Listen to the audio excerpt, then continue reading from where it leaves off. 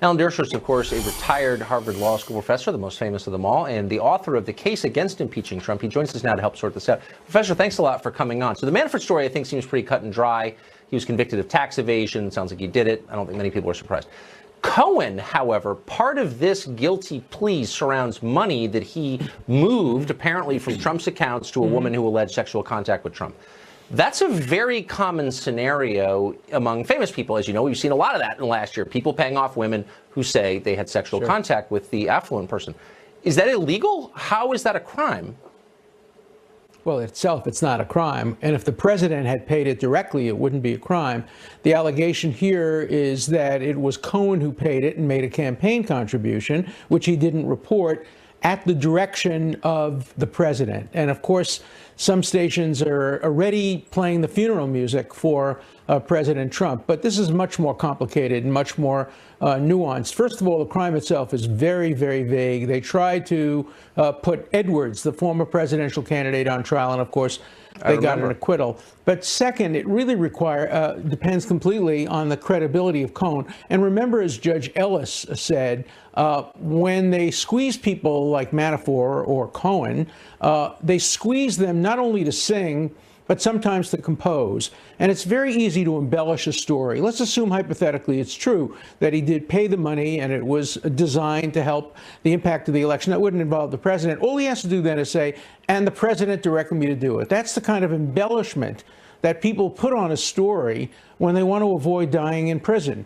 When the prosecutor says to them, you have two choices. You'll die in prison, or you can give me a story that I can use to go and get the president. I'm not suggesting that happened here. But the risk of that happening is what Judge Ellis talked about in the Manafort case. And we may see that at work here. So we're a long way from, tolling the bells for this administration. It's a bad day. It's a negative day. It's a bad day, for sure. Not a fatal one. Yeah.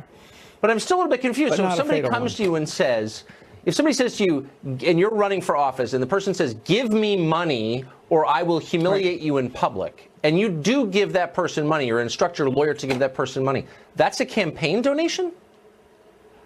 Not if you make it yourself. But if somebody else pays the money in order to influence the outcome of the election, it is technically, perhaps, a violation of the election laws. That's what they try to get Edwards on. It didn't work. They got an acquittal and hung jury, and they never tried him again. But, again, violation of election laws are regarded as kind of jaywalking in the realm of things about elections. And there are so many of them. Every administration violates the election laws. Every candidate violates the election laws when they run for president. Usually they pay a fine, something like that happens. Here they're trying to elevate this into an impeachable offense or a felony against the president. Look, they may name the president as an unindicted co-conspirator. They did that with Nixon. Even back then, I complained about that, because naming somebody as an unindicted co-conspirator is very unfair, because he has no opportunity to defend himself or herself.